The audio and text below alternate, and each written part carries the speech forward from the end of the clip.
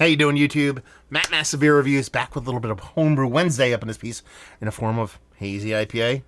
Not just Hazie IPA, 6.5% Hazie IPA. This comes courtesy of my boy Will. I guess you should say Will and Dan because they brewed it together. He reached out and said, "Hey man, love to send you off some beers to drink and let me know what you think." And we will do that. I believe he sent some off to Kyle, too, from the Hype Beer Review, so I'm curious to see what Kyle thinks as far as this beer goes. We have a little bit of notes here. It's a 6.5% Hazy version 8, brewed at 1031, canned 1221. So you're looking a little over under 2 months. Malts, pills, malts are pills, white wheat, Vienna, and gold naked oats. Hops are Citra, Mosaic, Galaxy, and Sabro. Y yeast 1318, and brewed by Will and Dan. Label wise, love it. Love me the ghetto ass painter's tape. As far as the beer looks oxidized. I mean, you're going for a New England style Hazy IPA. You get this kind of look on it. I initially knee-jerk towards oxidation. It can happen. I mean, even if they look like they're using a really nice can, because this is a proper size can. If I hold it up to another can, a lot of the Crowler 16-ounce cans, they tend to be just a micron taller. So it looks like you're doing a really good job on canning, so I'm not quite sure if it's the case of oxidation, but it does have that kind of brown you'd expect from that pinky finger, just off white head, and a soft brownish haze to it. Let's get a nose. I mean, I'm not really getting a ton of anything besides some sweet maltiness. I'm not really getting any kind of wet, papery, kind of oxidative notes on the nose. A little bit of soft citrus in there, maybe, and that's about it.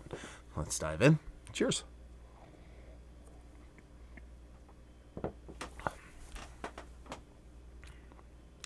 Yeah, it's got to be oxidized. It's got to be. And I say that not because I'm like, wow, I'm getting hit in the face with all this kind of, cardboard, wet paper, all the yada, yada, yadas that you typically kind of spiel off when it comes to an oxidation issue. Because I'm not getting that. But what I am getting is a lack of oomph to the beer. A lack of oomph that I can kind of taste that was there before. So I'm getting a bittering component. And that's the first thing, or I shouldn't say the first thing. The biggest thing that's going to retain through oxidation is that bittering component in the hop. What's going to drop out is a lot of your kind of tropical fruity notes, stuff like that you would get from the hops like Citra, Mosaic, Galaxy, and Sabro. You're looking at this nice juicy component, kind of hazy IPA. And when I get here, it's hints of that. A little bit of soft citrus on one edge, a little bit of candied kind of pineapple / kind of grapefruit on the other. But it's really missing a kind of core to the hop. You could tell that those flavors existed at some point in time. But on the other end, you have a sharp bittering. Comes off a little bit like herbally, a little bit spicy.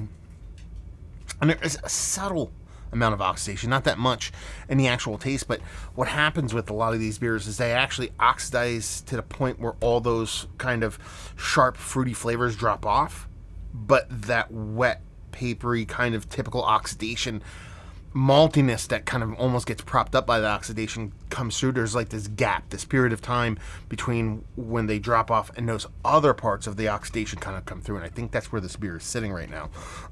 It was canned a week and a half ago. Okay? So, not even a week and a half ago, a week and a day ago. So is it oxidation in the can? That could be. It's hard to really say that it's oxidized in the can.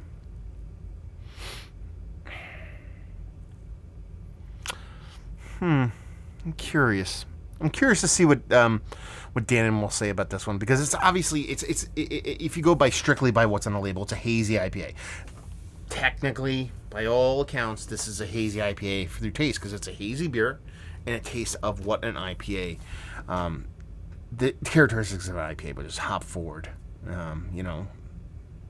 beer. But it's obviously, you don't look at that and see that and go, that looks like a new, a hazy IPA. it should look like that. It should be a little bit lighter, a bit lighter, a bit brighter, a bit more vibrant. And just the way those kind of hops come off, there has to be something going on with it. I don't think there's any kind of soft seal on this. You would have seen something coming through, I would imagine. Or it could just be, it was at that period of oxidation when it was canned. And then just that extra couple of days, an extra day is what really turned it. Because like I said, even though I do get those oxidative notes that are actually in the beer, it's not full on oxidized to a T, but it's going to get there. Like if I waited another week to drink this beer, it would be a completely different malt bomb. So yeah, it's honestly just something I can't really even talk about as far as homebrew, because I don't think it's actual beer's fault. I think if if the beer probably tasted great up until, I would assume, the transfer into canning. Maybe it was just that delicate that it dropped off just that fast. But I don't think this is what the beer tastes like originally. And there has to be some kind of negative oxygen introduced to it at some form or fashion. I would even imagine before the canning process, because I don't think it would turn in 7 days. But it's, in the grand scheme of things, there's no kind of off flavor. There's nothing as far as like dimethyl sulfide or diacetyl or anything like that in the beer. I'm not getting any of that kind of poopiness on the beer. It's just literally just an oxidative kind of thing going on, which more often than not happens post fermentation. You know what I mean? It's just kind of a thing that happens, sometimes when you can stuff or bottle stuff. It just kind of goes that way. So there you go. I'm not even really going to talk about it past that point. But we'll post it anyway, because they would want the info. So, yeah, again, like I said, I wouldn't necessarily call this like a brewer error. It's more just sometimes this happens. So there you go. A little homebrew in the books. Hopefully you guys enjoyed it. Down there if you want to talk about it. Massive Beers. If you want to check me out doing the social media stuff, Beer Massif. If you want to check me out doing the whole podcasting thing, and hopefully you guys enjoyed the review. Hopefully you're enjoying a little bit of a homebrew right now. Hope to see you next time. Cheers.